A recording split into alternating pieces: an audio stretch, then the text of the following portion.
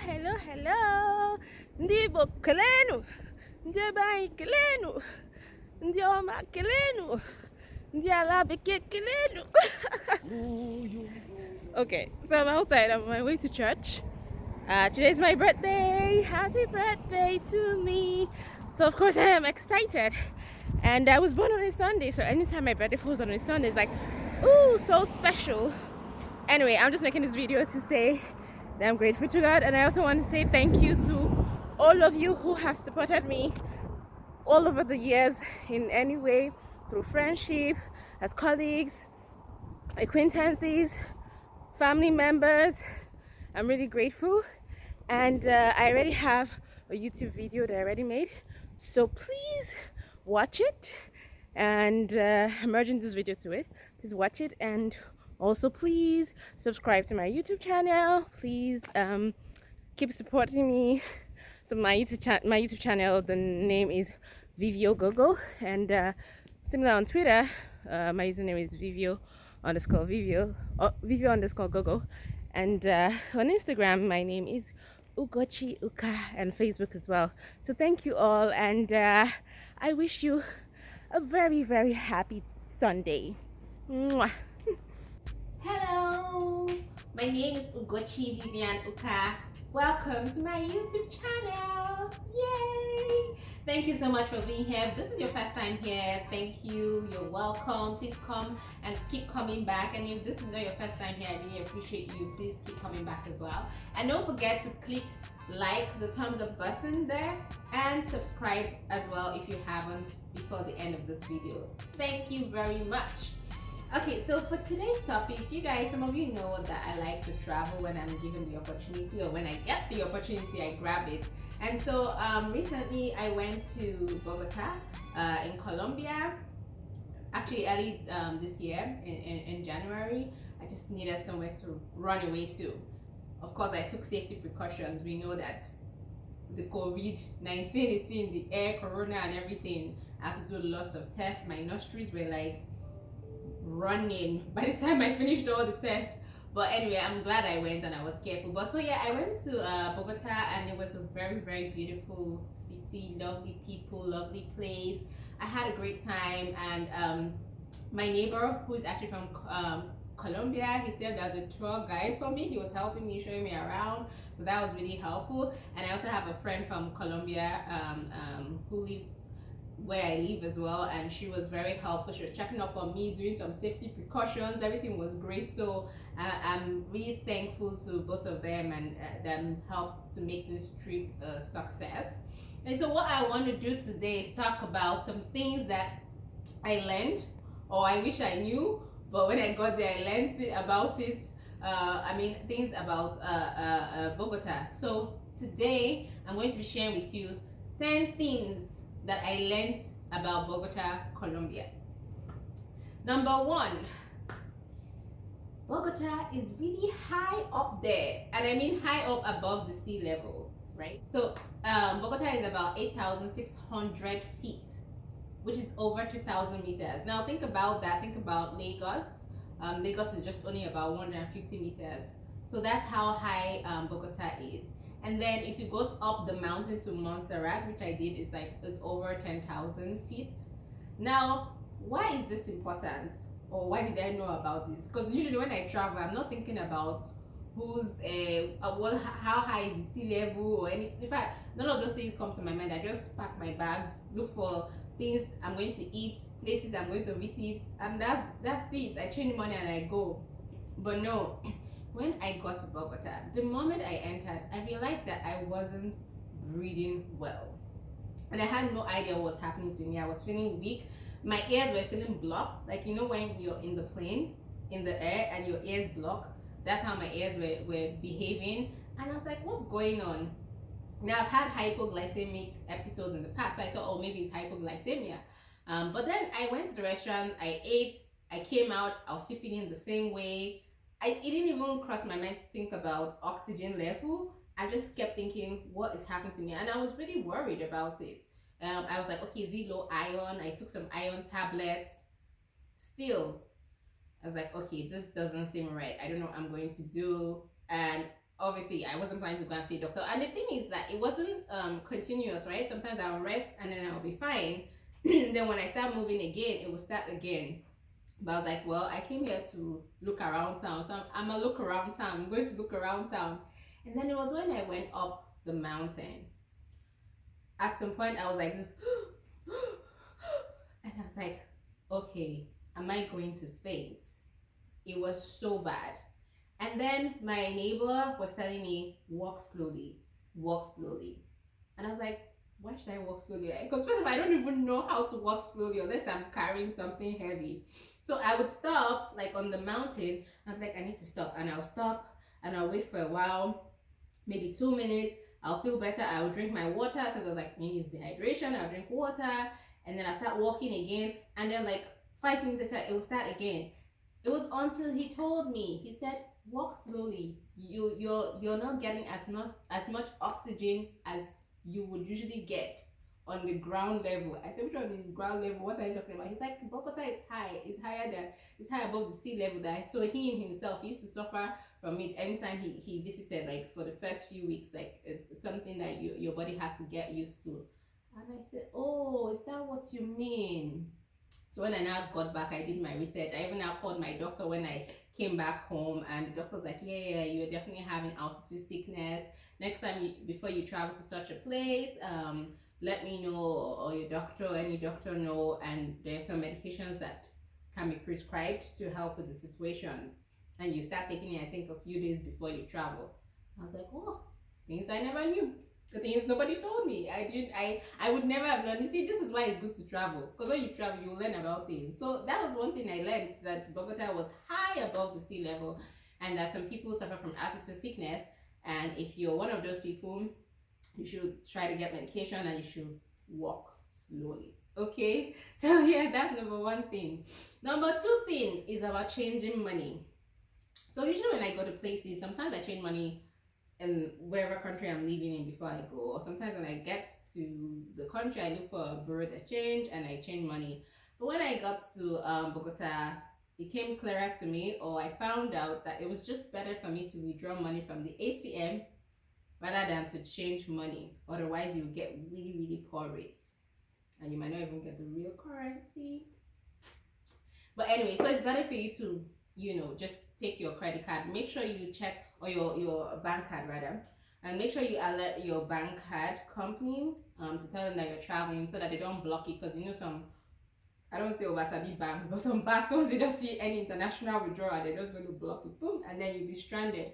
So make sure you tell your bank before you travel that you're traveling, and then you can withdraw money from the ATM, and it was very easy. So that was the number two thing that I learned in Bogota. Number three, Charlie, what I noticed though in the restaurants, I will go to the restaurant finish, I will eat good food, very delicious food. Nobody will bring water for me.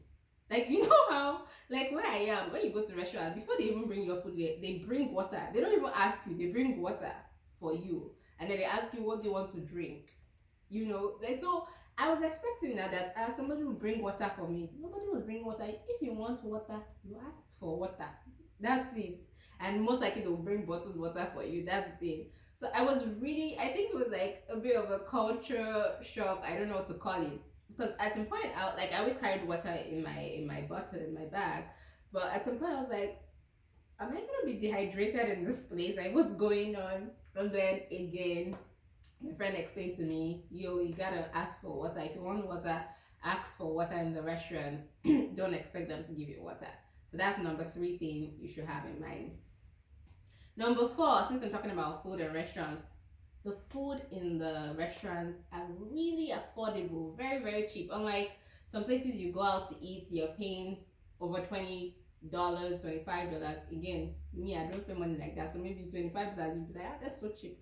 But anyway, for me, this place was very cheap. Like, I remember I ate good food. I was even able to pay and eat and get a second portion, because trust me, I wanted to try everything.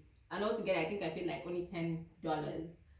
So it was food is affordable, and if you go to the right places, some food are really good as well in Bogota. So That was something that I learned from there. Number five, I noticed that people are always smiling. I don't know. I did I don't know what to talk about this, but they're always smiling. Even when they're telling you something serious, they're smiling. And I'm like, are you smiling because you are happy, or you're smiling because you like to smile? But the people that I came across, they were always smiling, and I was like, okay, okay, well, it's nice to smile. It's better to smile than to frown. But yeah, that's just something that I noticed. So maybe if you travel to Bogota or somewhere in Colombia, you can let me know whether it's something that you noticed as well. Number six, greetings everywhere you go. Hola, hola, ¿cómo estás? Hola, hola. And I noticed it's not just in Bogota, like almost every Spanish, Hispanic country I've been to. I think same thing I noticed in Costa Rica. You know, there's a lot of hola, hola. You have to be greeting people on the road. Hola, you pass, hola. Everybody's happy, hola. So yeah, that was something I noticed. Number seven. Well, I went there. This one was my fault, Sha, because okay, I'm just gonna say English is not widely spoken in Bogota. Yes.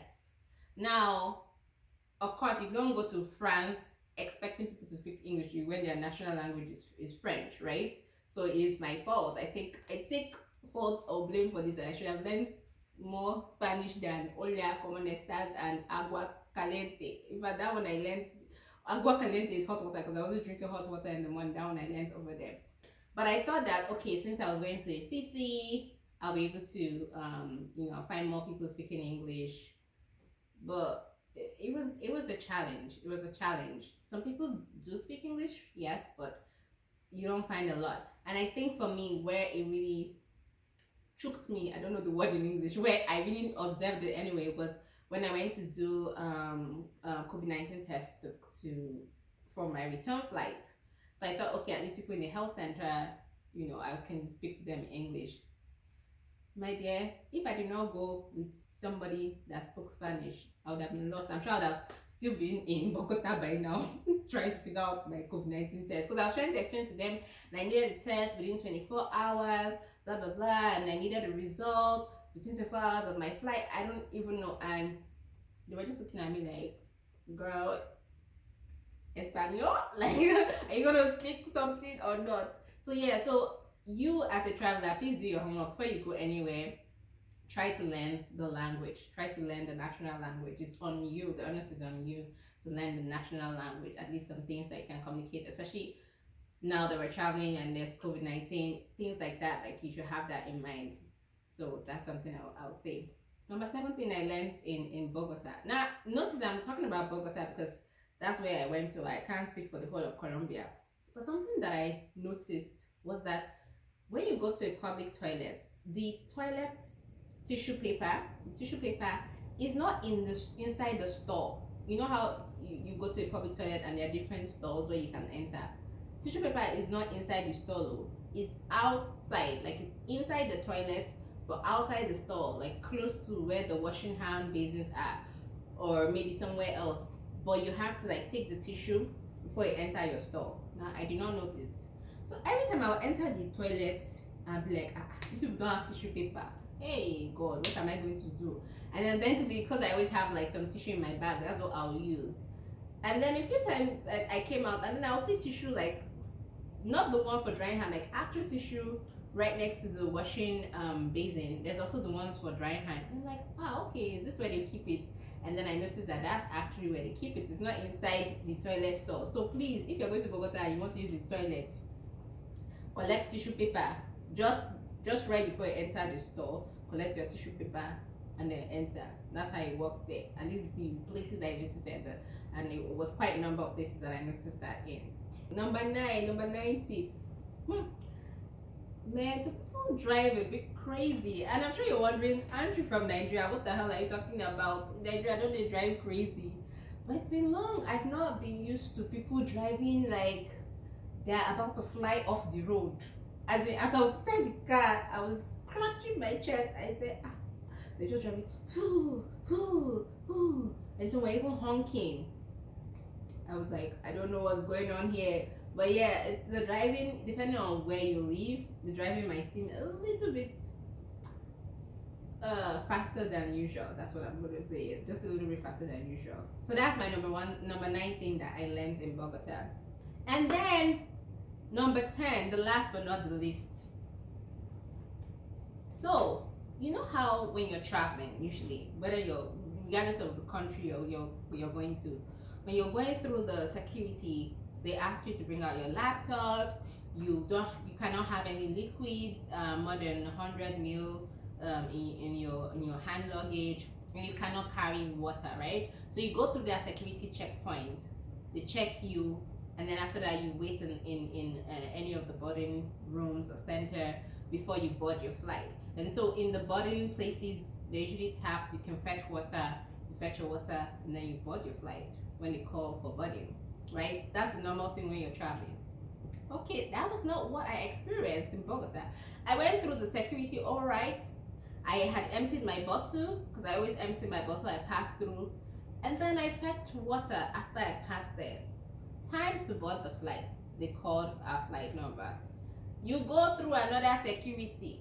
Just before you enter the flight, step aside. And it wasn't just me, it was everybody. They check your hand luggage again just before you enter the airline. Just before you enter the door, somebody, you line up, you open your bag, everything again. They made me pour away the water that I had fetched after their first security. And I was like, I don't understand. I fed this water in you people's airports. They said drink it or pour it away. I said, I can't drink this whole water. But I did not want them to say that this girl, maybe she puts drug or I don't know, something inside the water. So I drank small of it and then I poured out the rest. But I wasn't happy about that. I was like, what is the point of this? What are they checking? But yeah, so that was really a shock to me, and that was something that nobody told me. Nobody, not my friends, not my neighbor, nobody told me about Bogota. I don't know if it's something they started newly, I doubt it. But anyway, that was my experience. And other than that, I had a great trip there. So if you ask me, I'll say definitely go there. And maybe it was a bit cold, actually. It was a bit cold. So maybe I'm thinking that next time I'll probably go to Cartagena or somewhere else. But it was great, and like I said, my friends made it great for me. So those are 10 things I learned about Bogota. I hope that this helps you if you decide to travel there. Thank you so much for watching my videos. Don't forget to click like, don't forget to subscribe, and don't forget to come back and watch another time. Take care. Again, my name is Ugochi and I am your host. Okay, take care. Bye.